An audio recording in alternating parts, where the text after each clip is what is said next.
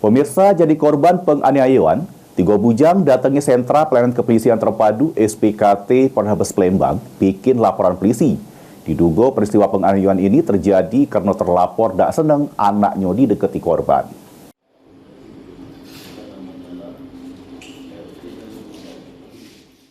Jadi korban penganiayaan, RA bersama 2 korban lainnya datangi sentra pelayanan kepolisian terpadu Polrestabes Palembang bikin laporan polisi. Di hadapan petugas SPKT, RA warga Komplek Bumi Mas Indah, Kecamatan Talang Kelapo, Banyuasin ini mengungkapkan peristiwa penganiayaan ini dilakukan oleh terlapor HM.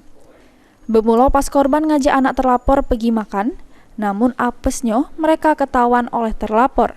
Yang ngebuat terlapor tak seneng, ngebuat pelaku langsung datangi korban. Langsung ngajak korban ke TKP yang berada di Jalan Pangeran Ratu, Kelurahan 15 Ulu, Kecamatan Jakabaring, Palembang. Sehingga terjadilah penganiayaan yang menyebabkan korban mengalami luka di beber, edong, sama lebam diraih. Tak cuma itu, 2 korban lainnya juga dianiaya. Laporan sudah diterima petugas SPKT, selanjutnya ditindaklanjuti Satreskrim Polrestabes Palembang. Herwahyudi, PAL TV.